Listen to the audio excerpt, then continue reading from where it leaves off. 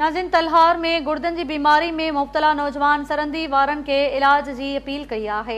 वधीक तफ़सील हिन रिपोर्ट में। जी नाज़रीन, असीं वक्त मौजूद आहियूं तलहार वेझो यूनियन काउंसिल पीर अली बहादुर शाह ॻोठ फोटो आवान में। हिते एक नौजवान 25 साला मंजूर अली आवान जो गुर्दन जड़े मुज़ी मर्ज़ में मुब्तला है। हिन जी बीमारी इनके 2014 का शुरू थी है, जो अज डी ताईं डी ब डी वधंदी पई वञे। ही गरीब और मिसकिन लाचार है।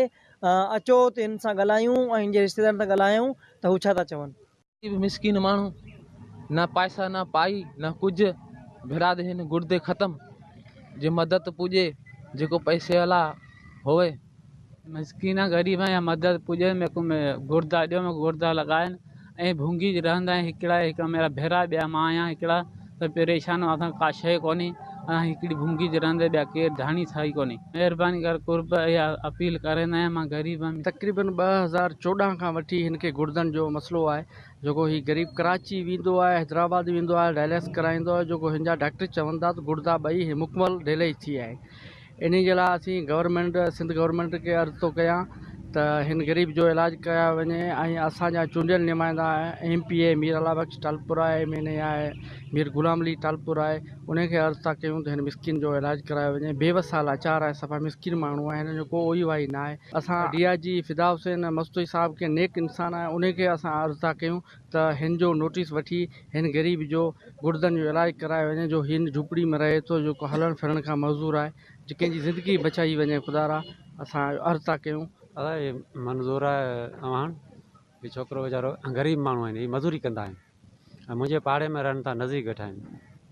ऐं हिन जा माइट बि जेके ग़रीब हुआ, हीअ पाण मज़ूरी करे उन में गुज़र सफ़र कंदा आहिनि।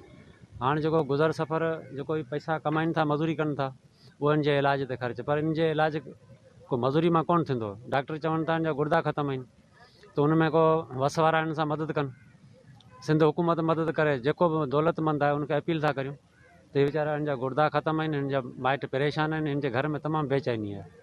हिननि जो सिंध हुकूमत ऐं हितां जे चूंडियल MPA MNA ऐं ख़ासि तौर ते DIG फिदा हुसैन मस्तूई साहब जेको हिकु नेक दिल इंसान आहे, उन्हनि खे हिननि हथ ॿधी अपील कई आहे त महिरबानी करे हिननि जो इलाज करायो वञे, ताकी हीअ बि आम माण्हुनि जीअं घुमी फिरी सघे, दिन मुरादिन में अची वञी सघे। संदसि बि दिलि जूं मुरादूं जेके शादी जी जेका दिलि जी मुराद आहे उहा बि पूरी थी सघे। हिननि जेको वस वारनि खां इहो बि अपील कई आहे त महिरबानी करे हिननि जो इलाज करायो वञे। कैमरामैन मोहम्मद आदिल लाशर सां गॾु मोहम्मद हुसैन गोपांग।